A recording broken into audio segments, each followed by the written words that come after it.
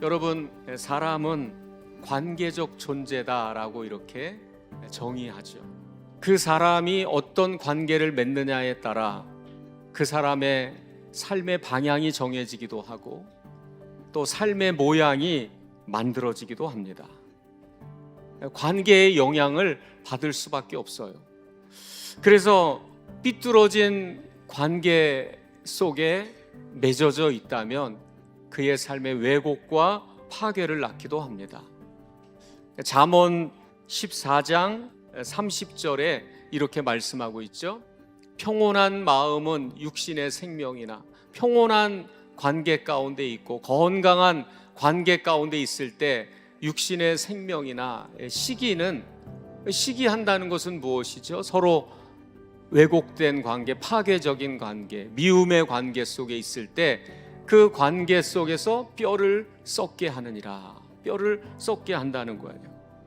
사람과의 왜곡되고 그릇된 관계가 나에게 부정적인 영향을 가져다 주기도 합니다.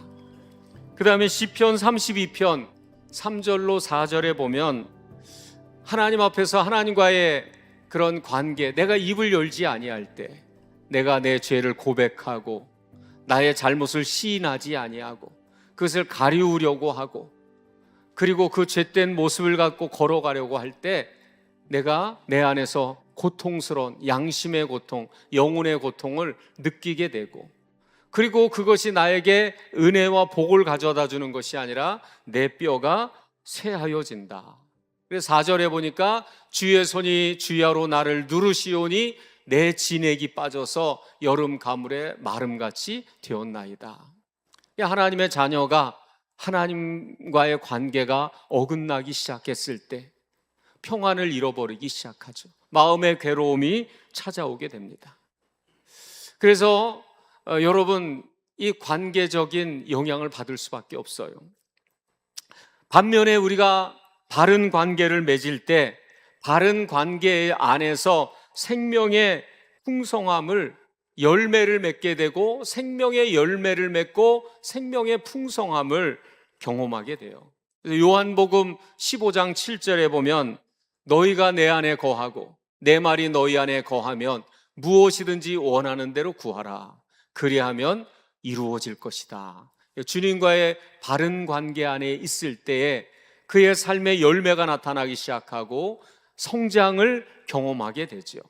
그리고 하나님의 은혜와 복을 그 삶 속에 경험하게 됩니다. 그래서 여러분, 삶을 튼튼하게 세워가는 사람들의 특징은 무엇이냐? 내 삶의 바른 관계를 먼저 세워져 갑니다. 사람과의 관계도 건강하고 바르게 신뢰의 관계를 만들어가요. 이 세상에 만남과 관계가 있지만 모든 사람들과의 관계가 다 믿음의 관계, 신뢰의 관계가 되는 것은 아닙니다.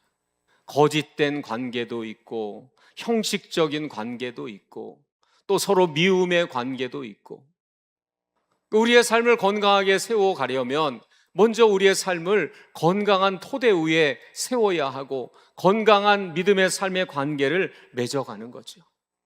그 다음에는 또 주님과의 관계도 바로 세워가야 합니다. 요한복음 15장 5절로 6절에 보면 가장 기둥이죠.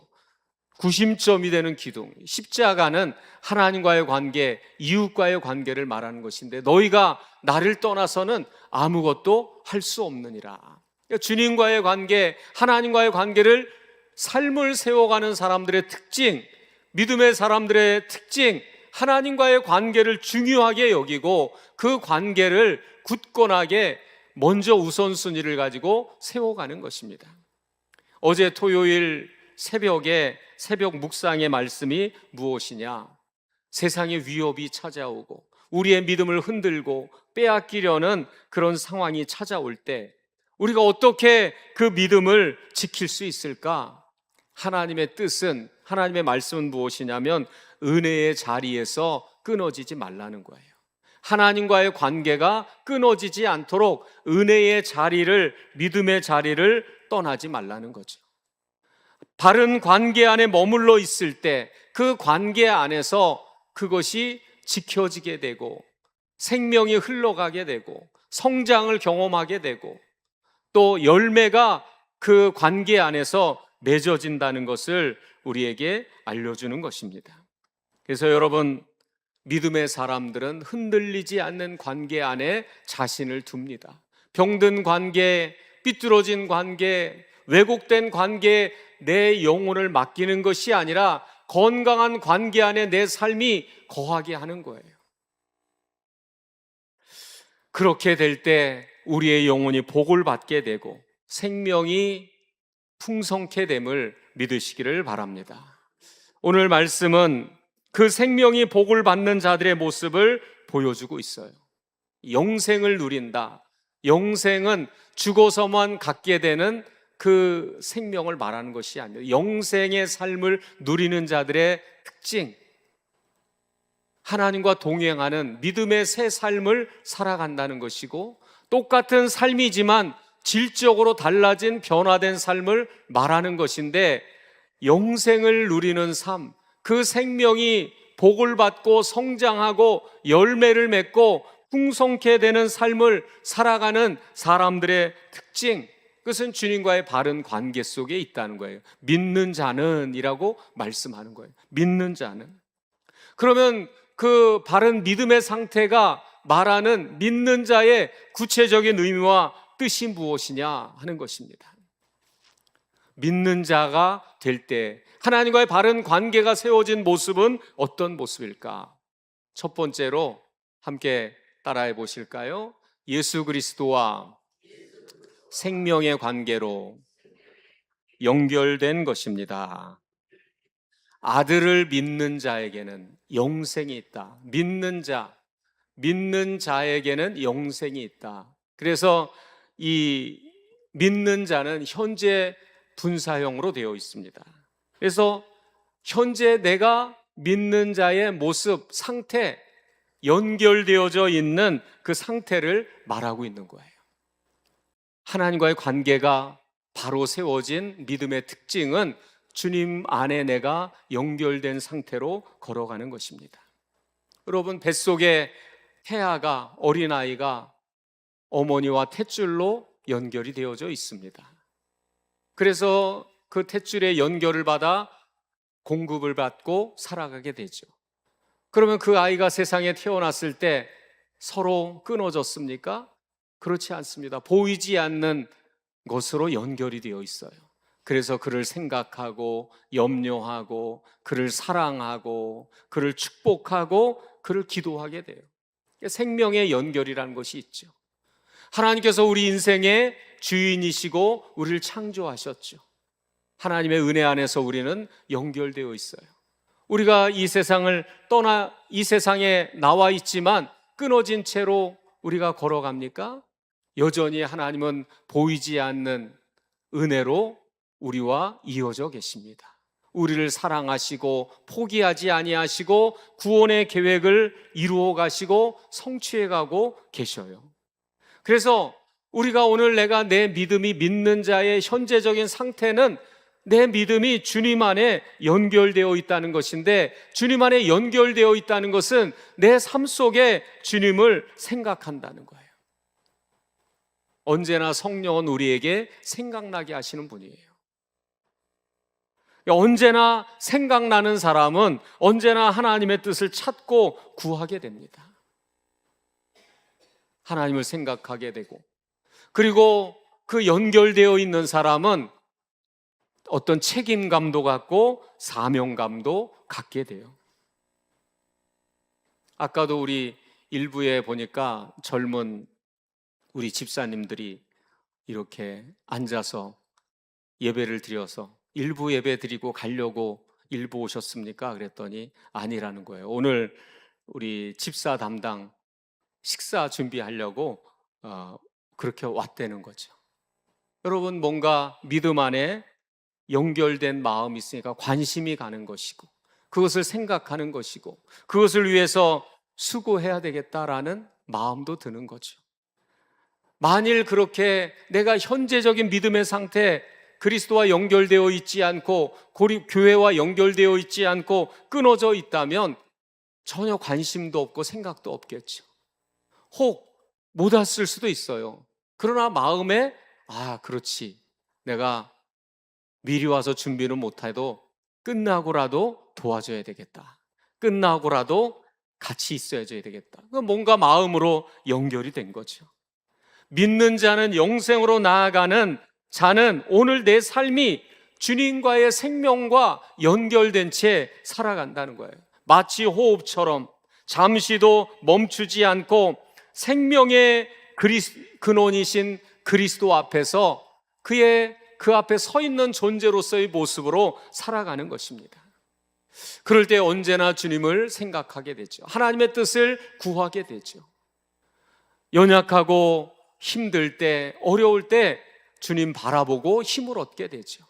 그럴 때 그 주님은 어떤 분이시냐? 내 삶을 다시 일으켜 세워주시는 분이고, 다시 새 힘을 얻게 하시는 분이시고, 이사야 40장 31절에 보면 오직 여호와를 앙망하는 자는 새 힘을 얻으리니, 언제나 그의 안에서 연결된 채로 생명의 연결 가운데 걸어가는 자는 하나님께서 붙들어 주시기 때문에 흔들리지 않고 무너지지 않고 순간순간 새 힘을 얻게 되고 다시 일어서게 돼요. 그리고 실족하지 아니하리로다. 다시 주저앉았다가 그 시험을 이겨내고 견뎌내게 하셔요. 하나님의 보호하심이 그의 삶 가운데 함께 하시는 것입니다. 그래서 현재적인 그런 믿음의 연결 가운데 있는 자는 영생을 얻고, 영생의 삶, 주님과 동행하는 삶, 인도함을 받는 삶, 은혜에 공급하시고 기도할 때 응답받는 은혜의 삶을 걸어가게 하시는 겁니다. 그 다음에 우리 주님과의 바른 관계 속에 있는 믿는 자라는 것이 무엇일까요? 믿는 자가 된다는 것은 함께 따라 하실까요? 함께 따라합니다. 같이 한번 읽어봅니다. 시작. 은혜가 내 삶에 받아들여지고 흘러가게 됨. 여러분, 내가 믿는 자의 현재적인 상태는 하나님의 은혜와 말씀이 내 속에 흘러 들어오고 있는 거예요. 내 삶을 적시고 있는 거죠. 그래서 오늘 요한복음 3장 36절에 믿음과 동의어로 순종을 쓰고 있어요. 순종. 믿음은 순종입니다. 믿음은 받아들이는 거예요. 믿음은 수용이에요. 하나님의 은혜가 내 삶에 흘러오게 하는 것입니다. 그리고 이 믿음의 반대말을 무엇으로 쓰고 있느냐?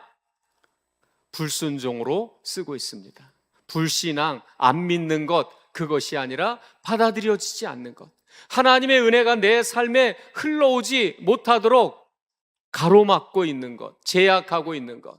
그래서 믿는 자, 그러면 그 다음에는 믿지 않는 자 그래야 되는데 순종하지 아니하는 자, 믿음의 반대말로 이렇게 사용하고 있는 거예요. 여러분, 논둑에 그 뚝을 열면 물이 논으로 흘러 들어갑니다. 그래서 그곳이 땅이 살아나게 되죠. 그리고 그 벼가 물을 먹고 성장하고 자라나게 돼요. 하나님의 은혜가 우리의 마음속에 흘러 들어오는 것이 믿는 자의 상태입니다. 말씀을 받아들여요. 그는 순종하게 돼요. 그런데 우리의 삶에 우리가 믿는 자의 상태가 되지 못하도록, 그래서 영생의 삶을 살아가지 못하도록 가로막고 있는 것, 여전히 하나님의 은혜가 그의 삶으로 들어가지 못하도록 하는 것, 여러 가지 일들이 있죠. 높아진 마음, 하나님의 은혜보다 높아진 마음, 교만한 마음, 그리고 걸림돌이 되는 장애물, 나의 자아, 고집, 그리고 이미 세상에 젖어든 불신앙적인 가치관, 사고, 이런 것들이 하나님의 말씀을 받아들여지 못해요. 그 은혜가 그의 삶을 흘러가고 적셔가지 못하니까 삶의 변화가 없고 영적인 성장이 없습니다. 믿음의 변화가, 교회를 오래 다녀도 믿음의 변화가 전혀 일어나지 않는 것은 믿는 자의 현재적인 상태, 하나님의 은혜가 그의 마음 가운데, 영혼 가운데 흘러가지 않고 적셔지지 않습니다. 여러분, 제가 최근에 어떤 목사님을 만났는데, 잘하는 목사님을 만났는데, 그 목사님이 이런 얘기를 하시더라고요. 자기네 교회에는 500평 되는 밭이 있대요. 그래서 교우들과 그곳에 뭐 고구마도 심고 이렇게 농사를 지으면서 이렇게 그것을 이제 활용을 하는데, 어느 날 농사를 짓다가 잘못해서 발가락 하나가 잘라져 나갔습니다. 그래서 그 발가락을 이어 붙이고 이렇게 치료를 했는데 그 시커멓게 죽어 있어가지고 그게 살아나지를 않더래요. 계속 치료를 해도 침을 맞아도 안 되고 뭐를 해도 안 되고 시커멓은 검은 부분이 색깔이 돌아오지를 않더라는 거예요. 그러다가 이분이 병원에서 심장이 좋지 않다는 진단을 받게 되고 운동을 하라고 권유를 받게 돼요. 그래서 아침마다 8km씩을 운동하기 시작해요. 뛰기 시작해요. 그런데 그렇게 8km씩 그렇게 한참을 뛰고 나니까 심장도 좋아지고 몸의 수치도 정상으로 돌아오는데, 신기한 것은 시커멓게 죽은 그 발가락이 색깔이 회복되기 시작하더래요. 피가 그리로 흘러가고 통하니까 죽었던 발이 살아나기 시작하는 거예요. 그러니까 심장이 뛰고 막 뛰기 시작하면서 내 몸의 혈액이 온몸 구석구석으로 막 퍼져나가기 시작하는 거죠. 그래서 이 뇌세포도 치매 예방 중에 하나가 뛰라고 하잖아요. 숨이 좀 찰 정도로 뛰라고. 피가 흘러가는 것이, 피가 공급되는 것이 좋은 거라잖아요. 그래서 피가 공급이 되니까 그 시커멓게 어떻게 해도 돌아오지 않던 그 발가락의 색깔이 제 색깔로 돌아오기 시작했다는 거죠. 여러분, 우리의 삶의 회복은 하나님의 은혜가 내 삶에 받아들여지는 거예요. 복음의 피가 내 삶 속에 들어오기 시작하는 거예요. 근데 우리 안에 있는 장애물들이 너무나도 많이 가로막고 있고, 그냥 입으로만 받아들이고 그냥 표면적으로만 받아들이고 깊이 하나님의 은혜가 내 삶 속에 흘러가지 않습니다. 복음의 피가 내 고집, 자아에 가로막혀서 더 이상 나아가지 못합니다. 그런데 믿는 자는 영생을 얻는다는 믿는 자의 상태는 하나님의 은혜가 제약 없이 그의 고집과 자아에 막히지 않고 장애물을 넘어서고 그의 온몸 구석구석으로 흘러가고 삶의 전 영역으로 퍼져나가는 모습을 보여주는 거예요. 그럴 때 복음의 피가 흘러갈 때 그의 삶의 회복이 이루어지고 치유가 이루어지는 것입니다. 그럴 때 영적인 성장이 이루어지고 그의 생명이 복을 받게 되는 것입니다. 믿는 자는 바른 믿음의 상태가 될 때 저절로 그 은혜가 흘러가게 되어서 가정과 삶 가운데 열매가 맺어지는 것입니다. 기도 응답의 열매가 맺어지고 주님과 동행하는 삶의 열매와 변화의 역사가 나타나는 것입니다. 여러분, 이 은혜의 빛이 우리 가리워졌던 부분들이 온전히 주님 앞에 드러나게 되고 비추어지는 성탄이 되시기를 주의 이름으로 축복합니다. 마지막 세 번째로, 이 바른 믿음의 상태는 무엇을 말하는 것이냐? 믿는 자는 이라는 것은, 믿음의 현재적인 상태는 내가 현재 지금, 과거가 아니라 지금 그의 다스림 안에서 살아가는 모습을 말하는 거예요. 하나님의 통치 안에 내가 거하고 있는 모습을 말하는 것입니다. 여러분, 하나님의 통치 안에 걸어가는 자는 그의 은혜의 누림을 내가 누리며 경험하게 됩니다.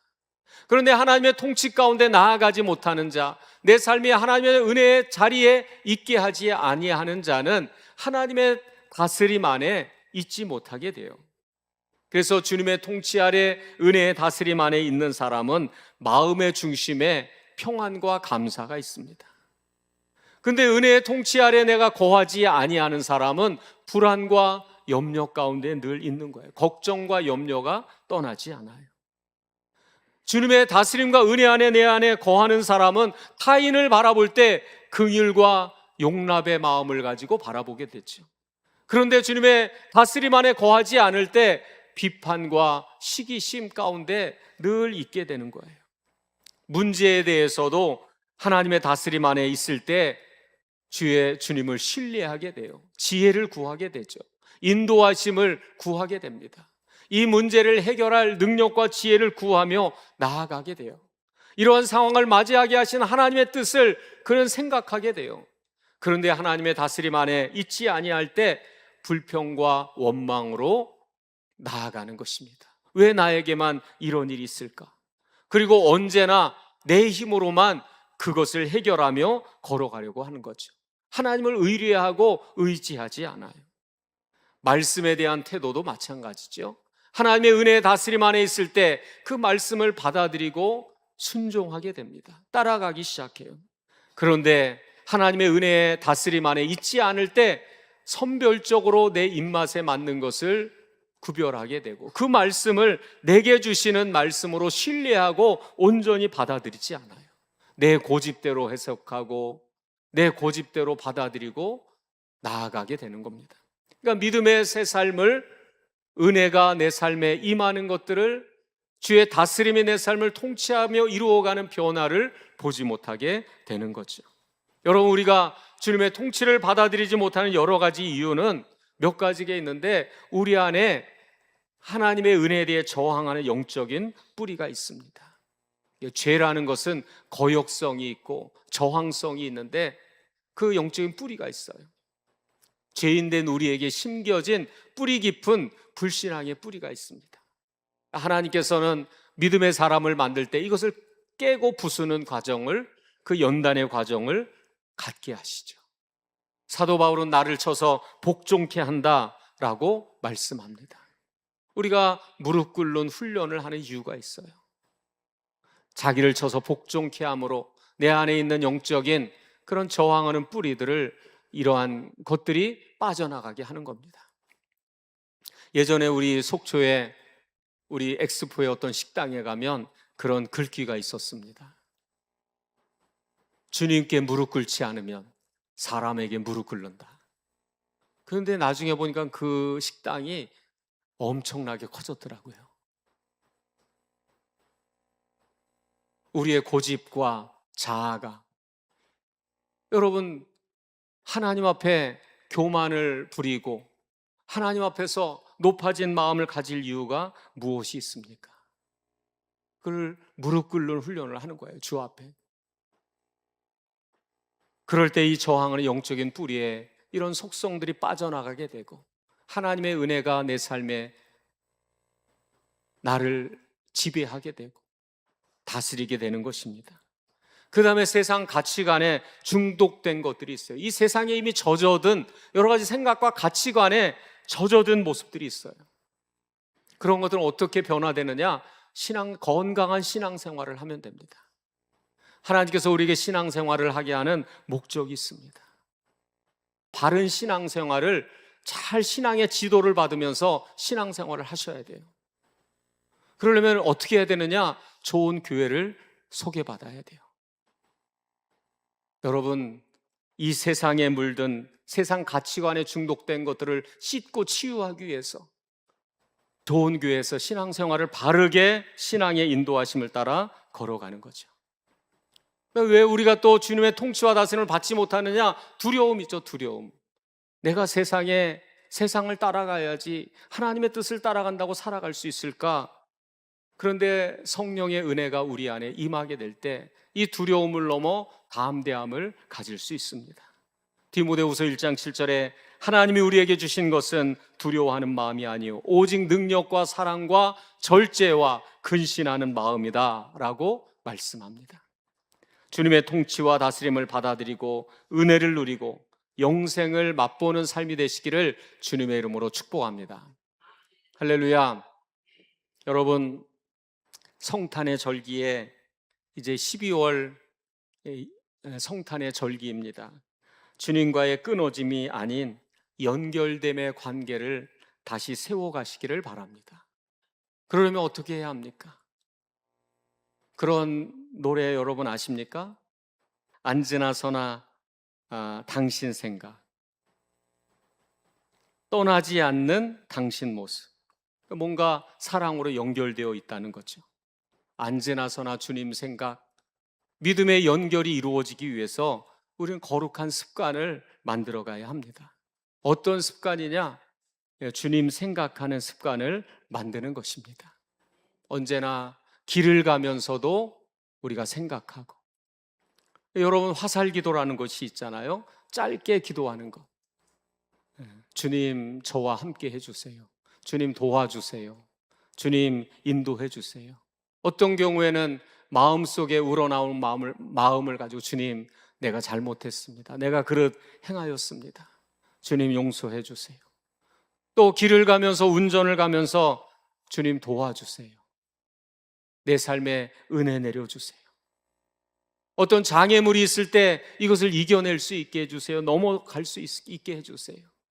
거룩한 습관, 언제나 생각하는 거죠. 짧게 생각하고 기도하며 나아가는 것입니다. 그리고 내면의 대화를 주님과 함께 하는 거죠. 원망하는 마음, 절망과 좌절의 마음을 갖기보다 주님 어떻게 할까요? 어떻게 하면 좋겠습니까? 도와주세요. 자꾸 묻고 대화하는 것이지요. 내게 지혜를 주세요. 내 삶을 일으켜 세워주세요. 또 살려주세요. 함께 해주세요. 어떻게 하면 좋을까요? 내면의 대화를 하는 것이죠. 여러분, 그렇게 해서 우리가 거룩한 습관을 만들고, 또 여러분 교회에 자주 오는 것도 또 하나의 거룩한 습관을, 새로운 습관을 만들어가는 훈련을 하는 것입니다. 특별히 연말에는 교회 올 일 얼마나 많습니까? 왜 이렇게 일이 많은가 그렇게 생각하지 마시고 믿음의 습관을 만들어가고 훈련하는 과정이다 생각하시고, 또 부흥회다 생각하시고, 부흥회 하면 3박 4일 동안 집중적으로 우리가 훈련하잖아요. 이 연말에 교회에 오면서 믿음의 습관, 거룩한 습관을 만들어가는 것입니다. 이 과정이 우리 안에 믿음의 습관을 만들어가게 돼요. 끊어진 관계가 아니라 연결된 관계로 이어져 가게 하는 것입니다. 사랑하는 여러분, 또 주님의 은혜가 내 삶에 지금 흘러가고 있습니까? 가로막고 있는 장애물은 없습니까? 그것은 무엇인지를 한번 돌아보시기 바랍니다. 환경적인 부분이 있을 수도 있어요. 내가 주일에 주 앞에 나아가 예배하지 못하도록 가로막고 있는 환경적인 부분들, 주일을 성수하지 못하게 하는 그 부분들이 있다면 우리가 과감하게 개선하고 결단해야 돼요. 주일은 문을 닫을 수 있도록, 그리고 그 하루는 거룩한 멈춤을 내가 실천할 수 있도록, 하나님 앞에 나아가 예배할 수 있도록 그러한 부분들을 내가 결단해야 돼요. 환경적인 부분이 있죠. 그리고 또 우리의 믿음을 파괴하는 그릇된 관계가 내 주변에 있을 수도 있습니다. 그러한 것들을 돌아보고 정리하고 씻어가는 것입니다. 우리의 영혼을 파괴하고 우리의 삶을 망가뜨리는 잘못된 관계는 무엇인가? 왜곡된 관계는 무엇인가? 그런 것들을 돌아보고 정리하고 결단하는 거죠. 또 여러분, 교회 안에서 믿음으로 내가 닮고 싶은 사람, 좋은 신앙의 롤 모델을 찾아서 바라보고, 나도 저런 모습이 되어야 되겠다. 그리고 가까이 하고 교제하고 닮아가는 모습을 갖는 것도 필요하고요. 좋은 신앙의 롤 모델과 영적인 교제, 신앙의 교제를 나누면서 배우는 것도 필요합니다. 또 부모는 자녀에게 어떻게 해야 합니까? 여러분, 신뢰할 수 있는 모습 되는 것이고, 신뢰의 모습, 책임적인 모습 보여주는 것이고, 자녀들은 부모에게 어떤 모습이 되어야 합니까? 자녀들도 신뢰할 수 있는 모습. 이제 다 컸구나. 이제 믿어도 되겠구나. 스스로 잘 생각하고 판단하고, 그리고 미래에 대해서 준비하고 그런 믿음의 모습을 갖고 있구나. 그런 모습을 또한 보여주는 것이고. 여러분, 그러한 주님과 연결된 채, 끊어지지 않은 채, 은혜의 공급을 받고 진리의 공급을 받고 성령의 인도하심 가운데서 걸어가는 그런 영적인 변화가 일어나기를 주의 이름으로 축복합니다. 또 여러분, 오늘 주님이 나의 주님이 되는 삶을 살아가고 있습니까? 우리가 주님이라고 부르는 것은 나의 주인이에요. 삶의 주권을 시인하고 인정하는 거예요. 살고 죽는 것, 그리고 망하고 흥하는 것, 하나님의 주권 속에 있다는 것을 내 삶으로 인정하는 거예요. 시인하는 거예요. 그러면 오늘 내 삶의 크고 작은 문제 가운데 물을 수 있어야 돼요. 하나님이 이 일을 하는 것이 옳습니까? 이것이 하나님의 뜻입니까? 어떤 일을 할 때 주님이 이 일을 내가 어떠한 마음으로 하기를 원하십니까? 잘할 수 있게 해주세요 라든지 감당할 힘을 주시기를 원합니다.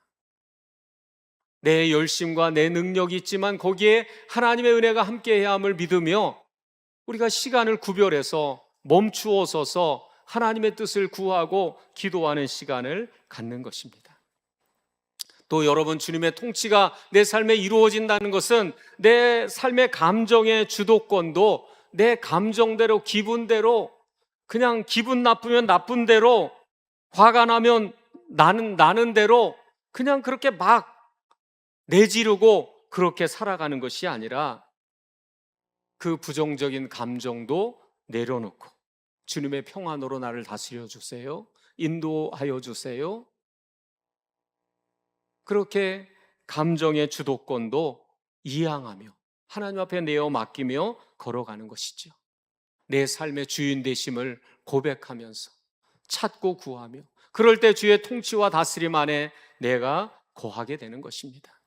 사랑하는 여러분, 잘못된 관계, 내가 주인 된 관계, 욕심의 관계, 그릇된 관계, 왜곡된 관계는 늘 우리에게 피로와 불안을 야기하지만 주님의 다스림 안에 들어갈 때 비로소 진정한 안식이 찾아옵니다.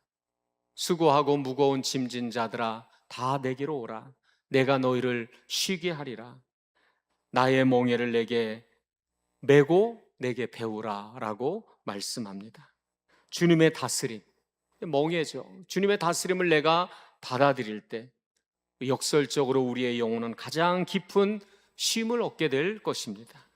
그것이 바로 우리의 영적인 생명력이 회복되는 비결입니다. 여러분, 하나님과의 바른 관계가 맺어질 때 흔들리는 세상 속에서도 그것이 든든한 버팀목이 되어서 우리를 지탱케 하고, 그리고 좌로나 우로나 흔들리지 않고 믿음 안에 바른 목적을 갖고 나아갈 수 있는 은혜를 주시고 평강을 주실 줄로 믿습니다. 이사야 26장 3절에 주께서 심지가 견고한 자를 평강하고 평강하도록 지키시리니 이는 그가 주를 신뢰함이니이다. 언제나 주님과의 신뢰의 관계, 믿음의 관계 속에서 걸어가는, 하나님과의 바른 관계 안에 세워져 가는 이 성탄절 되시고 그런 은혜의 관계 속에 걸어가는 모든 성도들 되시기를 주의 이름으로 축복합니다. 할렐루야.